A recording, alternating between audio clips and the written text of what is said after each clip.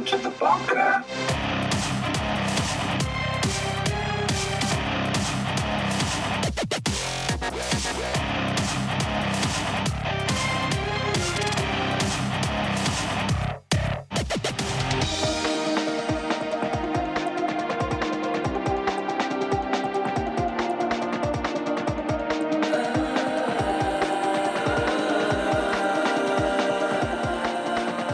Preppers, survivalists, off-gridders, homesteaders, and the like, welcome to Top's Bunker, a podcast for preppers. Email shtf@topsbunker.com, website topsbunker.com.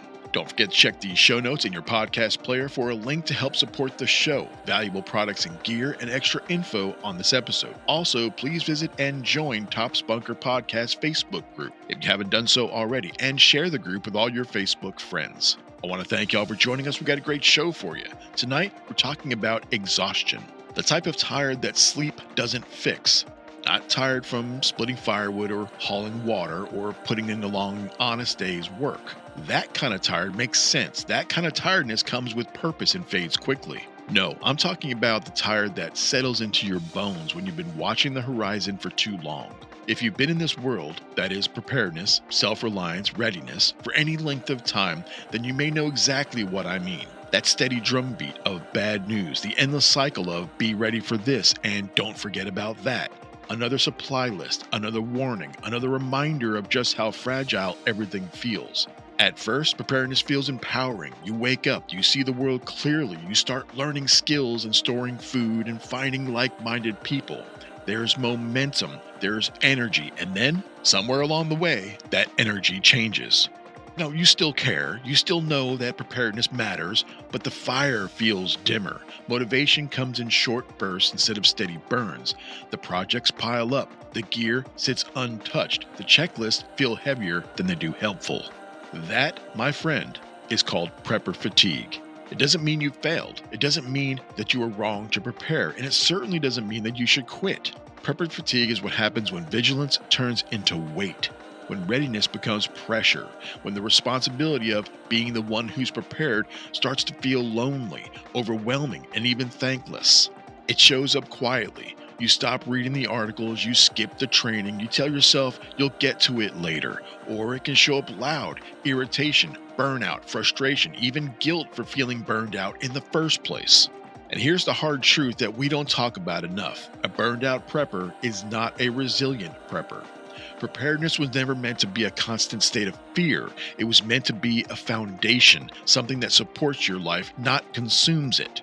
Preparedness sometimes feels like standing guard, staring at the sky, and waiting for it to fall, but that's not it at all. Preparedness is building a roof strong enough that it won't matter if the sky falls. And stepping back to catch your breath doesn't mean you've let your guard down. And if you're feeling worn out, you're not alone. If you're questioning your motivation, you're not broken. And if you're still here, still listening, still thinking, then you haven't lost what matters most. Tonight, we're going to talk about prepper fatigue honestly. What it really is, why it happens to good, thoughtful, capable people, and most importantly, how to work through it without losing your edge or your purpose. Let's talk about how to carry the load without letting it crush us. Let's talk about how to prepare and live. Let's talk about how to keep going, more balanced, stronger, steadier, and with more hope than fear. So, let's get to it.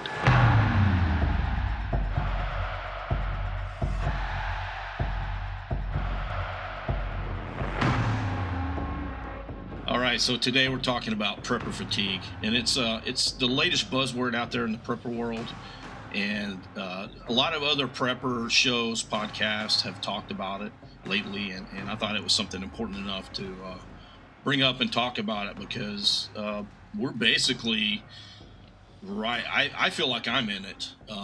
Talking with a couple other people who are preppers that listen to the show, they kind of feel the same way, and we can talk about what. Wow, hold on.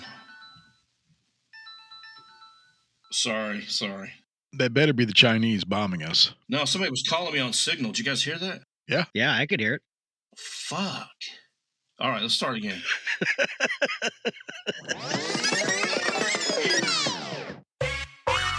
All right, so yeah, I'm feeling it too right now. I think there's a little bit of normalcy bias that, you know, comes along with this. Everybody, there's different reasons for prepper fatigue. It could be financial. It could be, the holiday season. Could be that, hey, Daddy Trump's going to take care of everything. Oh, wait a minute. Daddy Trump isn't going to take care of everything. And so there's a lot of different reasons why people, have that anxiety and the prepper fatigue, and they feel overwhelmed and things like that. So tonight we're going to talk a little bit about how we feel, what we feel prepper fatigue is, and then, maybe some tips on how to overcome it and some of the signs and symptoms of it as well. In one word, it is burnout. It's you've done this probably so long that you're burned out. You might even be a little bit, I'm going to go off to the next thing. I'm going to build, model ships or something, or a Lego Battlestar Galactica fleet or something. I don't know. People go on to different hobbies and stuff. People treat it as a hobby. Other people take it more seriously. That it's not a hobby. It's a lifestyle. It's it's a passion, passion, or life and death even.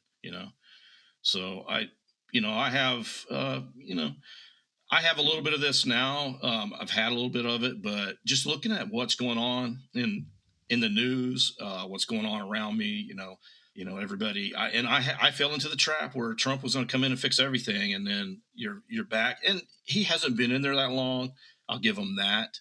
I don't know how you guys feel about it, but I think it's burnout for me at least. I'm 100% satisfied and happy with Trump's job. I think he can keep on going exactly the way he is, piss everybody off. He went from even million people coming across the border to zero that we know of. Zero. I'll touch on that, and I'll throw the ball at Jeremy. He's only been in there a little while. What, a year? Not even a year yet. Right, exactly, yeah. And so, and you look at the complications of last time, everything he did, he was in court about. They impeached him a couple times. From the day he stepped in office, it was a street fight. And so I think he's being methodical about what he's doing. He's a lot smarter this time. And you can just tell by the way that, the other side's losing their minds about shit. But when it comes back, you peel back the onion a little bit, some of the things he's doing, is he playing 7D chess, or is he, being methodical? Is he being cautious? What's he doing? So I don't really know, but time will tell. Maybe 20 years after, we'll see. But I want to end with this. I feel like this is a time to put your foot on the gas, not take your foot off, because you have the ability now to actually capitalize on your gains. Keep going, because we know what happens. We get a Republican leader in, then there's a Democrat leader. And the trend is right now, if you're paying attention at all, the trend is for the United States that we're shifting over to socialism. And you know what that means? Everybody's equally as broke. So passing the football to Jeremy. I think pretty much everybody knows that socialism, communism, Marxism never works, but they keep trying. The problem is that we're the last place. This is it. Yeah, but that's their brand of socialism. It's not ours. Ours is going to work. You know what I mean? We're going to do it right, because yeah. It's that whole theory that they have that you'll own nothing and be happy about it, right? So I think that there are enough people left in this country that the people who think that way are still the minority.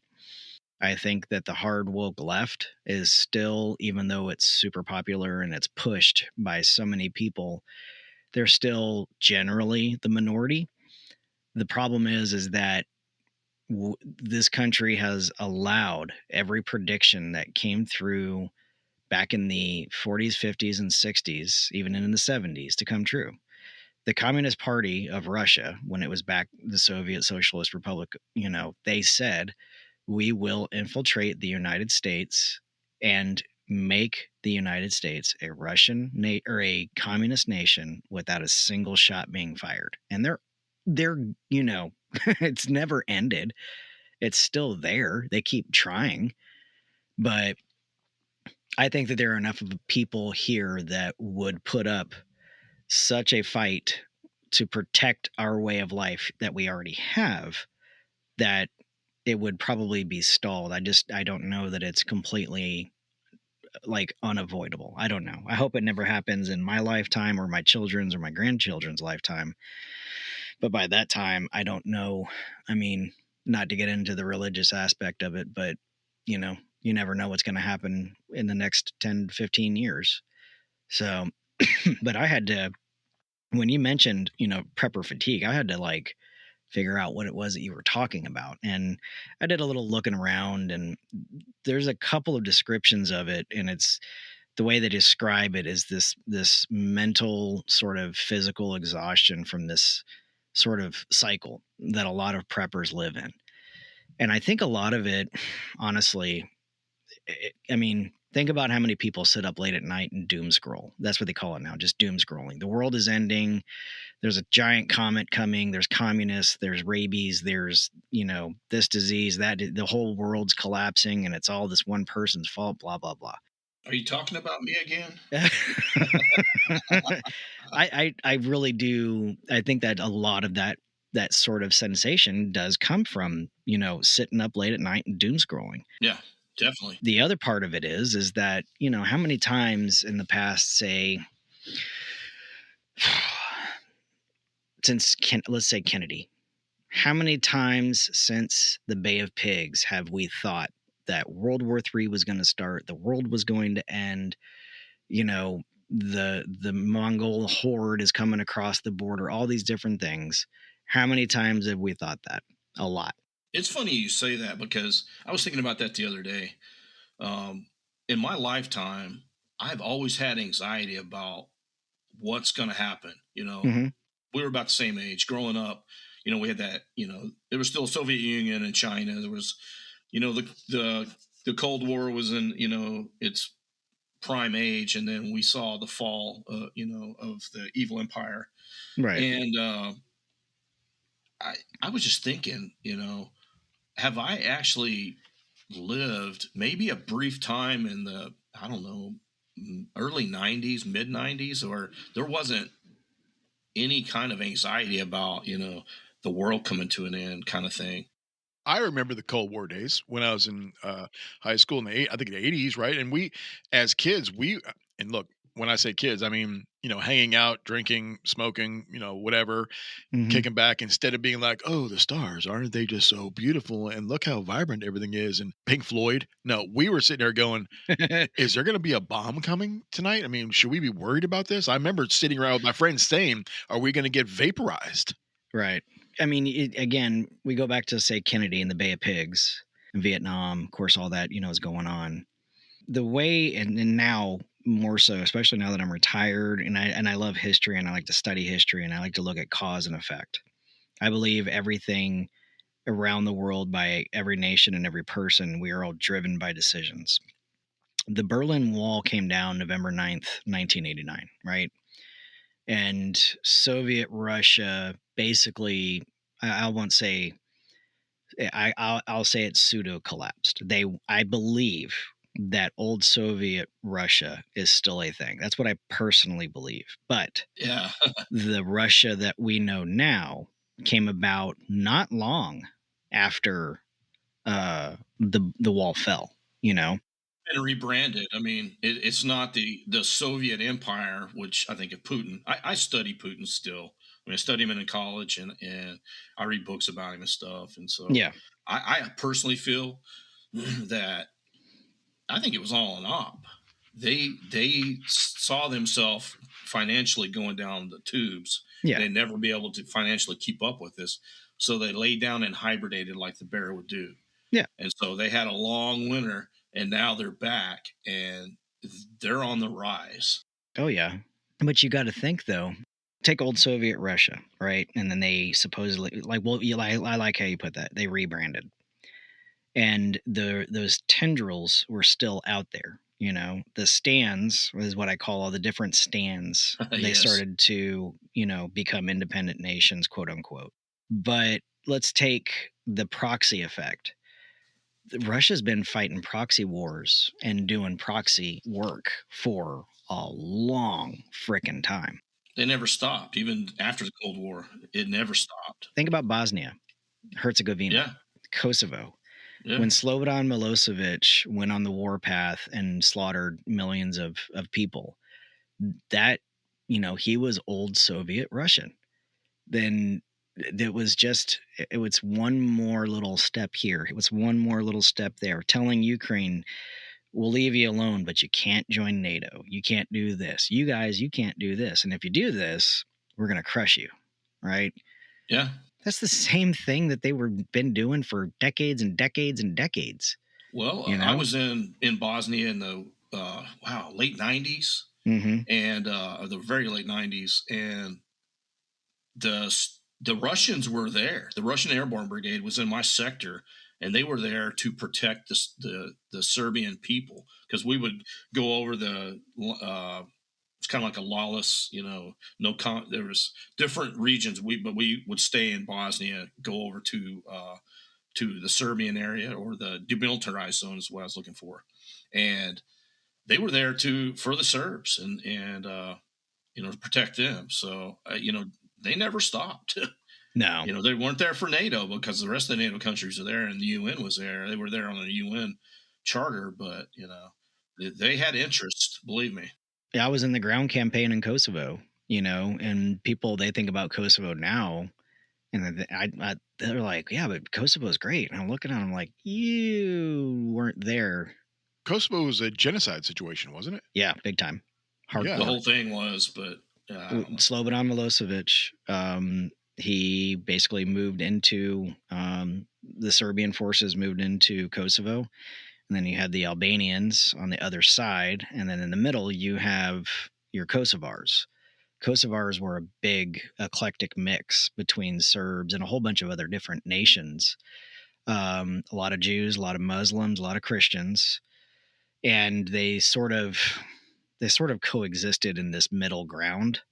Kosovo is an extremely old, ancient country, and when Serbia invaded, I mean, he set out to slaughter a lot. he slaughtered a whole bunch of people. I'll just say it that way. And the fighting that they had, it was like, I mean, they did stuff old school, like horror movie. The stuff that I saw in Kosovo, the stuff that I experienced in Kosovo was, and most people don't believe this, but as far as horrors, like war crime horrors, on par, if not worse than Iraq. And I saw some horrific stuff in early Iraq. But Kosovo, I'll just put it to you this way. I fell into, unbeknownst, I stepped into a mass grave and fell almost up to my thighs in human goo. So how does this all pertain to what we're talking about? Oh, man. Buddy took me down that path. Yeah, it's my fault. Sorry. And I know it's not a doomsday kind of a thing, but you're on the right track, yes. Well, I mean, but here's the thing. What I've seen around the world, what I've seen in foreign countries, what we call third world countries, is we are on the precipice of here in our country. Look at Michigan. Look at some of those states. They're no longer what we know as the state of Michigan. Or that's because Sharia law took over and Yep. it became rule. But the problem with Sharia law, and I'm sure everybody knows, well, not everybody, but we, all three of us know this, maybe most of our listeners, is that Sharia law goes 100% against constitutional law. Mm-hmm. Period. End of discussion. There, and in the United States, there is only constitutional law. You don't get to have Sharia law. It needs to be shut down. I don't care where it's popping up. I don't care who wants to call you racist. It needs to be shut down. Right. You can practice your religion, of course, freedom of religion. You can practice your lifestyle. You can honor your heritage, but you cannot make it law. Yeah. We have our laws already. Yeah. Yeah, and where Jeremy was going with this, there was a lot of ethnic cleansing going on in that former Yugoslavia, and it goes all the way back to the Turkish Empire. About whoever was in control slaughtered the other side, and so we're seeing right now with everything with the Australian Bondi Beach, the Christmas in Germany, the Christmas markets, the ethnic. and I'm going to say it. Fuck it. We're at fucking war with our way of life. The Western lifestyle, we're at war. And whether you want to hear it or not, I don't give a fuck. And I'm getting kind of passionate about this. The problem is we see it, but most of America does not see it. They don't see it actually happening. They don't want to see it at all. They got their head up their ass. Everything's good. Nothing ever happens. Everything's fine. Oh, well, let's give them space to act out and to burn down the fucking town. I mean, here I go. I'm going to calm down. That's what we're dealing with, man. You know what I mean? And take a sip of your Diet Coke. Bring it down. Okay, here we go. Get my sippy cup out. But yeah, that's what we're dealing. I mean, it was all ethnic cleansing, and we're about there. I mean, we're not participating in ethnic cleansing at all. You know, when I say we, I'm saying the Western society. You know, we're trying to, like Keith said, we're trying to get in there and do the right thing. We're the British Army during the Revolutionary War in the United States. You know, they're lined up doing the gentleman thing, and we're just going to line up and shoot cannons at each other. It shouldn't be a votable topic. It shouldn't be something that you go yes or no, yay or nay about. You cannot have another law besides American law. Period. You're breaking the law if you do that. You're right. You shouldn't. It's not racist. It's not being mean to Muslims. It's not being mean to anything. The fact is, you cannot have your own set of laws. It doesn't work that way. You can't. But the problem is that there are too many states, and to include federal, local, city, county, that they are terrified of being labeled as one of those, you're a misogynist, you're a homophobic, you're a whatever, xenophobic, blah, blah, blah, all these made up stupid ass words, that they're not willing to enforce that law. And until cops and federal agents are ready to go back out there, kind of like ICE is doing right now, most of ICE, not all of ICE, there are some people in ICE, I'm telling you, that are dirt balls. They are straight up dirt bags. And I hope some of those individuals listen to the show, and I hope they know exactly who I'm talking about. But they're out there, they know they're shitheads, and they know that they are anti-current administration, and they will do anything they can to keep the people who are actually in power in power. Yeah. So, but all that stuff that we've been talking about, how do you correlate that back to prepper fatigue? One of those prepper fatigue causations is an endless cycle, this endless doom cycle that we're constantly in, Yeah. And also fear, this fear of the unknown, that accumulates inside of you. And that's what sets you, it might be, you can use it towards good and really get yourself motivated and get out there. But when the big balloon doesn't go up, then what? Now you're like, well, this is stupid. Like, why do I keep doing this? And then something else sort of like keeps pushing you along. And now you've gone from exhaustion into survival mode, survival mode into, I wonder if this is actually going to happen, back into fear. And it's kind of like, and I don't know if you ever heard this phrase, hard times create strong men.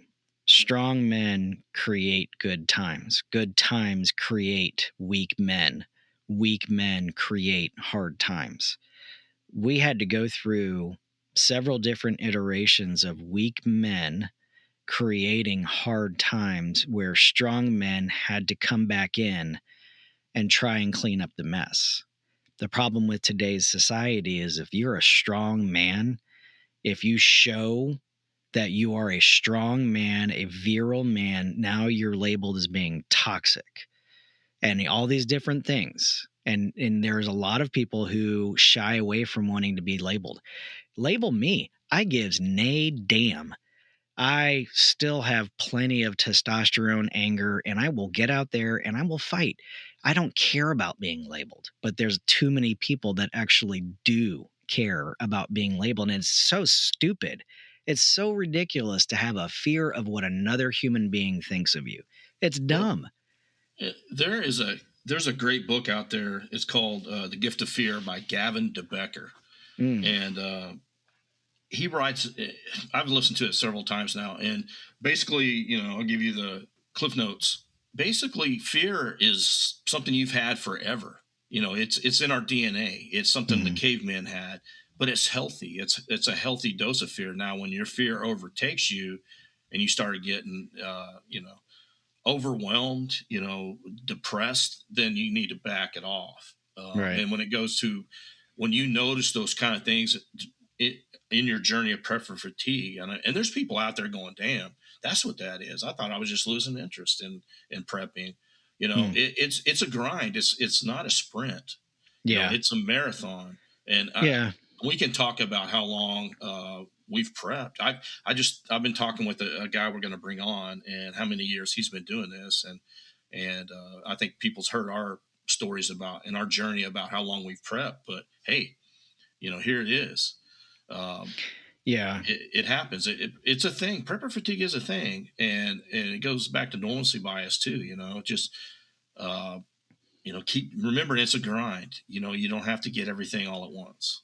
Yeah. And I think a lot of people who, like say for instance, somebody who's new to this and listening to this to this podcast and just trying to get, a feel, there's a lot of lightheartedness in a lot of the stuff that we do. But I think that and I personally know that I do it. I use lightheartedness to get people to remember that, if you fear everything and you go out there and you operate off of that fear and you don't have a set goal for, like, say, that week, or you don't know exactly where to start, then if you don't have a priority, then everything becomes a priority. And then when everything's a priority, nothing is a priority. Yeah, that's a great point. Great point. Like you said, it's not a sprint unless you are like completely, baseline, you ain't got nothing going on.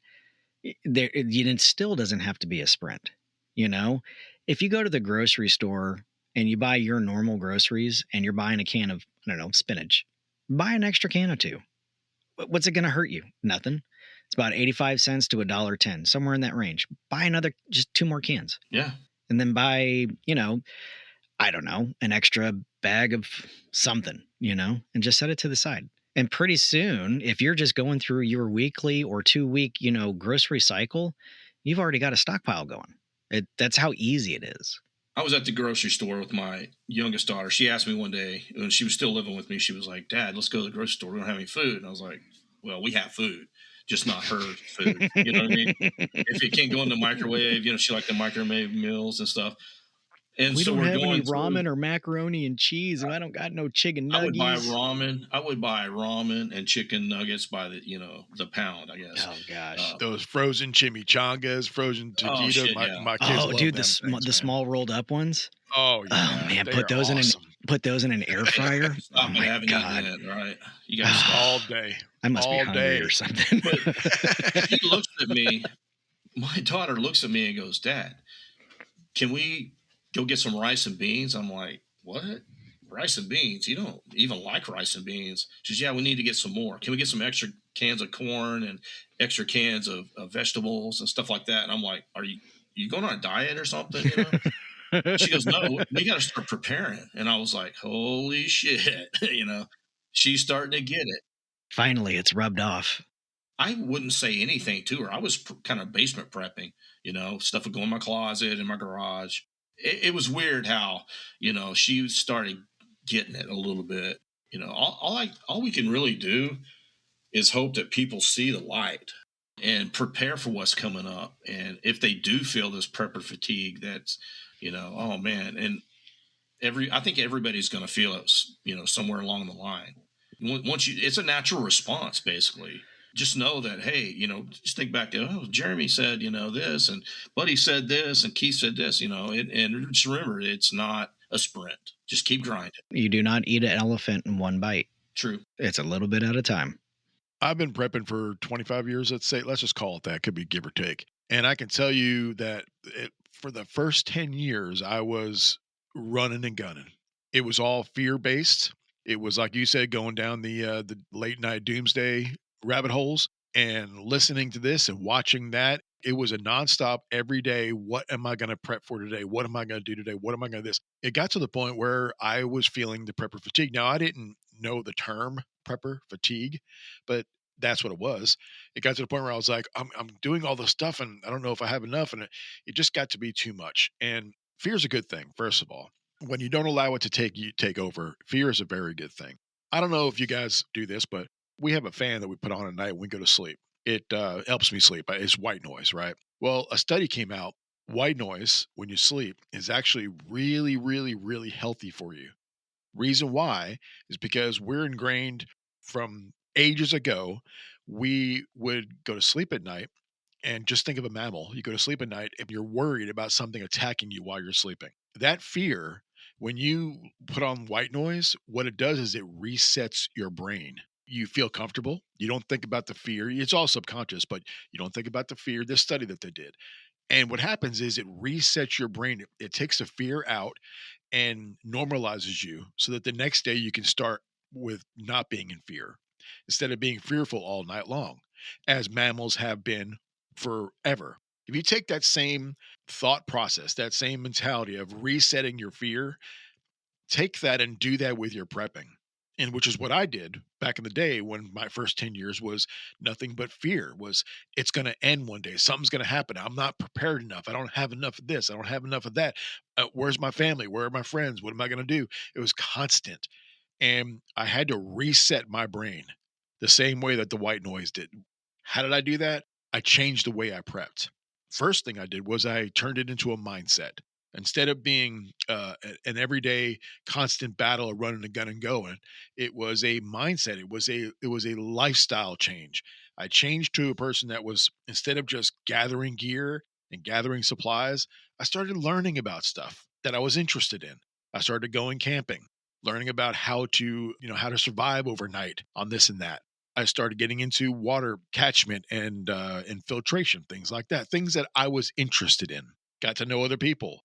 And I made the prepping lifestyle a happy mindset. Hmm. And that was my reset of the fear. Now, I can't say that's going to work for everybody. That's how I did it. I changed the way I prepped, and that fear went away. And now, when I do fear something, it's a good kind of fear because that fear is now telling me, hey, act or react or what's going on, stay in the OODA loop. That's very good. That's almost sort of the explanation of the way that we sometimes sleep. That's accessing your primal mind, like the going back thousands and thousands of years. Exactly. Yes. And it's interesting because I don't know if I have that, because I have to get woken up in case anything crazy is happening in our house. But your brain shuts off. yes, Well, that's your PTSD right there.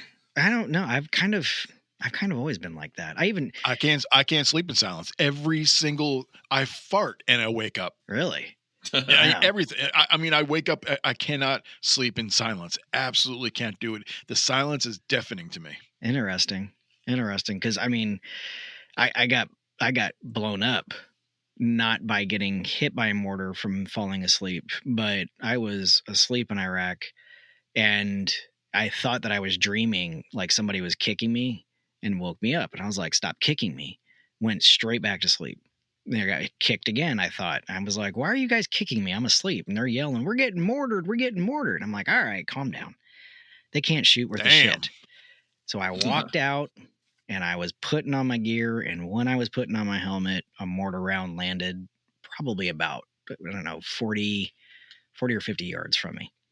But the heat flash came up, and the heat flash from the actual explosion burned my face. Anyway, I have slept in places that are just wazoo, like because I'll tell Missy, like, hey, I'm going up. Whenever you're done, fixing the universe, come on up to bed or whatever.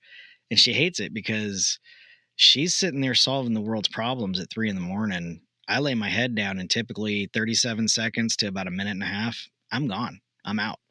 I have this ability where I can turn off the entire known universe and go to sleep because if it hasn't killed me by that point in the evening, it can try again tomorrow. It's like if the Mongolian horde has not come into North Carolina today, I can, I can take care of them tomorrow. That's kind of how I wasn't always like that, but there was a certain point in my career where I was like, why am I so wrapped around the axle about everything? And that's kind of the same way about, prepper fatigue. And you had mentioned, Keith, about meeting other people. A lot of preppers, even ones that are, somewhat casual and they're not super, hardcore, you start talking about getting in and talking with other people and, their experiences and maybe some of their gear or whatever. A lot of preppers are super duper secretive. And I get it, but there are more preppers who, well, they claim to be preppers and, people who live this lifestyle that will never talk with anybody about anything that they may be doing or where or whatever, rather than maybe taking someone who's new to this life under their wing and kind of like teaching, sort of, hey, this is what I did and this is where I went to get this whatever. And this is, kind of how I saved to get this particular thing here.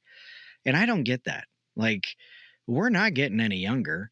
Nobody makes it out of here alive anyways. So why not teach somebody else, like, what you've already learned?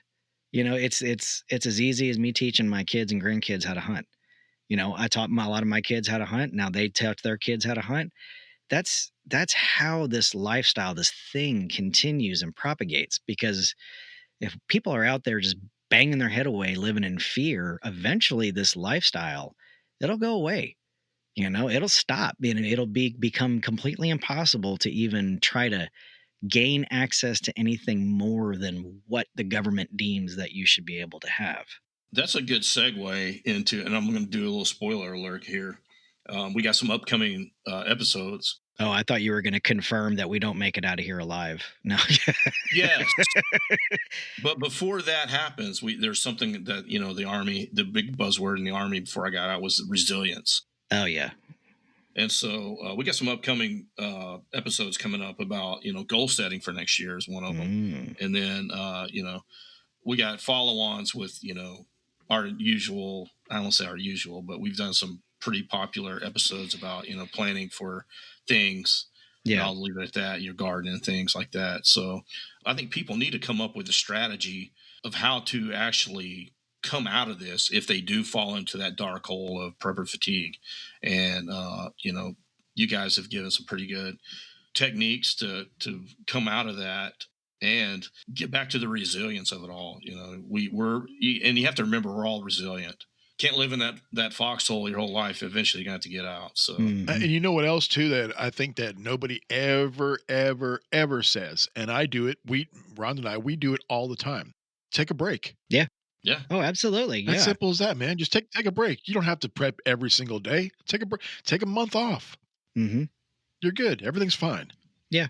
I think if you come up with some goals and some strategies along with those goals and maybe steps to get there, I think you're going to see leaps and bounds. Mm-hmm. Achievable goals. If you make them too big and you fail, you go backwards. Just like Jeremy said, eating that elephant, right? Yeah. But right. I really, when I first heard prepper fatigue, I was like, well, that's not a thing. I started really thinking about it. And after hearing a couple of different other podcasts and people mentioning it, I was like, you know what? It is. It's a thing. Yeah. I talked to a couple of people that are some of our listening audience that I keep in touch with. And they actually, we talked about it a little bit and they're like, yeah, I've had it. I have it now, and I was like, I kind of feel it myself. Well, there are definitely some threats that are happening, and we're not doing a threat assessment or anything this episode, but there are threats that are happening. We've got it here in the country. It's happening. The FBI just busted some people that were planning on doing, 4 or 5 attacks simultaneously in California. Yeah, and they were a loose Antifa group, and so they're not Muslims. They're not Muslims. No, weren't they like pro-Palestine or something, right? They called them a pro-Palestinian because that's kind of basically, if you don't like the Western lifestyle now, if you don't like, the way if our government runs, if you can even draw a line and say if you're MAGA or not MAGA, whatever it may be, but if you're either for it or you're against it, the current administration, if you're against it, then the Palestinian cause, the anti-ICE, the uh, Democratic Socialist, they want to topple everything. And I want you to think about something. What was Biden's slogan when he was running for his last, for the election? We have MAGA for Trump. It was Build Back Better. Oh yeah. So, I mean, Keith, you being in construction, before you can build anything back better, don't you have to tear it down first? Tear it down. Exactly. I've said it before. I do collect intelligence, and I do scroll at 3:00 in the morning because that's usually when I wake up. And it's like that to the rest of the day. But I have glorious naps, so everything's cool. But anyhow, here we go with the going back to the fear again. But it's an attack on our way of life. It's an attack on Western society. They don't like it. They want everybody equally as poor, and I can go down get on the soapbox and you guys can kick it out from under me. But it's just the way it is. They want to change the way things are. What are we talking about? Terrorists? The radical left, and you have well, then we're talking about that's two different things though. I've seen not anymore. I've seen a few videos where these people that are like the ones who attacked Israel, these people absolutely hate us. Yeah, they want the infidel dead. They want infidel meaning whoever doesn't believe in their religion. They want everyone dead. Yeah. The friend of my enemy is my friend. I mean, they all have the same. They all have the same end goal. The end state is to take down the United States. The concept of Islam, started. The United States didn't exist, but they call us. Of course, they refer to the United States as the Great Whore, the Great Satan, all these different words. Not every person, not every Muslim is a terrorist. But almost every terrorist is a Muslim. Oh, see, that's profound. That's well put, dude. And it's not wrong. I have friends that are Muslim, love them to death. I have friends across the board. I have friends that are socialist Democrats. They're friends. We don't get along politically, but at the end of the day, they all have the same end goal, whether they're socialist, whether they're just liberal Karens out there that, just want to scream. It's all shit. You see what's happening in the United States. It's been happening for a while now, but it's getting worse. Every single day we're hearing about some other extremist that is blown the top or has done something. You're seeing it around the world. You're seeing it everywhere. It's happening. I just saw something on the news. I don't know how true this is, but I just saw something that said Russia and China are flying training missions together. Oh, they have been. That's been going on for a long time. Oh, yeah. The United States military is the most powerful military on the planet, hands down. Not worried too much about that. But I don't want a war. I don't want a third world war. That's not something what we want. Even though we know we would win. When you think about the power of the United States, you actually look at the numbers. The numbers are ridiculous of how much more we have of everything. Even the civilian population in the United States has more guns than every single military in the world, besides us, every other military combined. Yeah. Civilian Americans have more firepower than every single other army out there combined. Some states have it. Yeah. That's not bullshit. That's an actual stat. No, it's true. And that's one of the reasons why, besides kind of being on an island out here, that we've never been in. We have. It's been a long time since we've been invaded and never worked. Which is why we're taking care of the Caribbean, which is why we're taking care of South America. This is our side of the world. So if you say we shouldn't be, blowing up drug boats or stopping cartels or people that are not supposed to be in power that lose elections, we have to protect our side of the world. I feel that way. I don't have a problem with what we're doing in the Caribbean, in the South America, or any of that. whatsoever. We should knock out the cartels, take down the systems that's bad, and make our side of the world livable and happy and wealthy and working together. Yeah. From Canada all the way down to South America, the whole entire thing. Russia and China see us as being fighting each other and infighting, and everybody's at each other's throats, and then they're they're thinking, when is the right time to strike? Oh yeah. I just tell you this, the danger that we were in during the Biden administration is more than any average person can even fathom. Like, Hands down, you're right. The way that we were looking at, like, we were our weakest when Biden was in power, but because we know that it wasn't actually Biden in power. And I think a 25-year-old staffer, somebody that went to Cornell University. Yeah. Well, which is why it's taking an extremist like Donald Trump to fix the damn thing. Yeah. I'll just say this as well. If you want to make small changes with people who, let's just say you get into this kind of conversation with someone, just an average person who either A, doesn't understand, or B, they're like, the only thing that they know is what CNN says, which is Orange Man bad, whatever. Tell them, when they use the word democracy, tell them to stop using that phrase, because we're not a democracy. We're a constitutional republic. We always have been. Never once have we ever been a democracy. The actual terminology democracy is an easy way to slide into the slope of exactly you use that word, democratic socialist. The Democrat Party is not what people think the Democrat Party has always been. Not anymore. The Democratic Party was started out by old slavers from the South, and they were called Dixiecrats. And nobody in the Democratic Party wants to acknowledge this, and you can't even Google it correctly anymore. But Dixiecrats started the Democrat Party, and they also, just by happen chance, started the KKK. Regardless of how history flipped, whenever it happened, I do not know. But somehow or another, they were able to turn Lincoln's party, the Republicans, into the bad guys.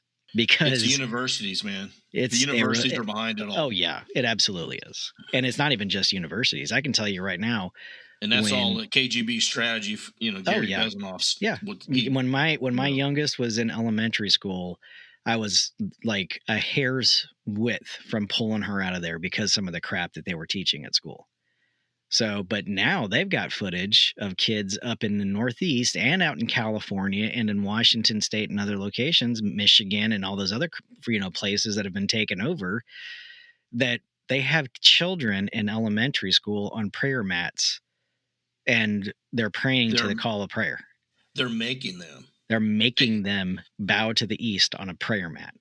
Yeah. And if I was a parent out there, not only would I pull my child out of school, I would leave the entire state, and I would leave. What you should be doing is bringing them up on charges. It's against the law. Yeah. And you got these people like who's this Elon? What's her name again? The chick that married her brother. Ilhan Omar. Yeah, Ilhan. Yeah. So she, and I watch CNN sometimes just to see what's going on. And I watched something this morning from CNN where she was on there. They asked her, there is a real threat, Miss Omar. There is a real threat of these radical Islamic, people that are doing this and that. Aren't you worried about that? And she said point blank, there is a much bigger threat in this country from white patriotic males. Mm-hmm. Oh no, white conservative males. Yes. Are you kidding me? We're more of a threat than that? You got to be kidding me. They're saying the quiet part out loud now. I mean, they're not hiding the shit anymore. 20 years ago they were hiding it and they were being sneaky about it. Now they're just coming out and saying it. What we do need to get into is like some of the things that we can do to sort of prevent the prepper fatigue, or at least try to help it. And go. I mean, so some of the stuff, and it's hard to do, ignoring the fear mongering and the doom scrolling and all of that stuff. Kind of, if it doesn't have to do with you and your 50-meter target, your 100-meter target, or your 250-meter target, if it doesn't have to do with you immediately, try to start separating yourself from that. Just take note of it. Yeah. Okay, cool. This, they're over here yelling a lot, aloha snack bar. I got it. But if it's not immediately a threat to you, your family, or your lifestyle, I know. Did you say I did. Aloha? We started doing that. Salami. Man. Oh, I'm making a shirt. I'm making a T-shirt, man. That's awesome. There's already a bunch out there, but I can tell really? you, okay. If you do that in Iraq and Afghanistan, it You're definitely causes a firefight. I can tell you that right now. I used to do that crap on purpose. I'm like, Bumblebee tuna, Aloha snack bar. And they'd be like, and then the next thing you know, it's on. They can't take a joke, right? Come on. Yeah, we talked about prepper fatigue tonight or not? Or we just bitching about our lives here. So another thing you can do is stop trying to be perfect. You're not going to get it all right. You're definitely not. So stop trying. Do what you can. Learn along the way. And if you start to fail, reach out, get some help from somebody who's already either one had to do it or has done it. Stop trying to achieve something that you cannot. Same thing we talk about all the time, slow and steady. You can't just jump in and expect, this lifestyle to be, exactly what you thought it was going to be. You got to take it slow, or you're going to burn yourself out before the rest of the world burns you out. If you've got a whole bunch of stuff prepped, not just gear, but skills, you need to start actually like practicing these things. You need to start training. You need to start this, since winter has pretty much started here. Every time I go to start a fire in the morning, I'm trying to find a new way to get it started. Just simple things, practicing. I utilize hunting as a way to sort of improve my skills in tracking, movement through the woods, shooting, camouflage, those kinds of aspects. And then for a lot of us are not rich. I'm not rich. Despite what Keith thinks. No, you're rich. You're pretty much rich. Yeah. He's rich compared to me. I ain't got jack shit. I got payments. That's what I got. Keep it reasonable. If you, and this is why I run a Facebook page, and it's called "It's Okay to Be Tactically Poor." Sometimes you can't afford or need top of the line stuff. You need to learn how to keep your purchases and the things that you do reasonable to a certain extent, and then maintaining balance. Our whole life is balance. It needs to be balanced. But if you are so freaked out every single day, the Chicken Little concept of the sky is falling, you're not going to make it. You're going to give up because maybe the thing that you thought was going to happen didn't happen, or you're going to be so consumed by fear that you're not doing anything else. There's still a life to live. You still have a job. You still have all of these different things. Continue to do those things. This is not what we would call, some people do live this life full time, and I get it, but there's a whole life to live. You've got to continue to live that life. This is not all the be all, end all, do all, know all. If you allow yourself to become consumed by this lifestyle, it will overwhelm you, and you're either going to go flat broke, or you're going to alienate every other human being in your life, because you're going to become so paranoid and so scared of everything that you're just not going to be enjoyable to be around anymore. My prepper brothers and sisters, I want you to sit with this and let it sink in. And no, it's not a checklist, not a challenge, not another task to add to the pile. It's just a reminder. Preparedness was never meant to strip the joy from your life. It was never meant to turn every quiet moment into a mental rehearsal for disaster. And it was never meant to make you feel like you're falling behind simply because you're tired. Prepper fatigue doesn't erase the work you've done. It doesn't cancel out the skills you've built or the wisdom you've earned. It just tells you that you've been carrying awareness for a long time, and awareness has weight. Sometimes the most prepared thing you can do is pause long enough to remember why you started. Not the headlines, not the fear, but the deeper reason, that desire to endure, to protect, to live with intention in an uncertain world. You don't need to be on all the time. You don't need to prove anything to anyone. And you don't need to run drills for every possible future to be ready for tomorrow. Preparedness at its core is about resilience. And resilience includes rest. It includes reflection. It includes knowing when to hold steady instead of constantly pushing forward. If this season feels heavy, then let it be a season of maintenance instead of expansion. If motivation feels distant, let that be information, not judgment. You're allowed to recalibrate. You're allowed to breathe and hope. Hope doesn't weaken preparedness. It steadies it. Now, you feel that? That's balance. That's what it feels like to know that you're not alone. As preppers, we all feel the fatigue of preparedness. You need to take care of yourself, take care of what matters, and for the sake of all of us, take a break. We need you whole when it counts. Happiness and preparedness go hand in hand. That's why we end every show with, stay prepped, stay happy. Thanks for listening, and good night.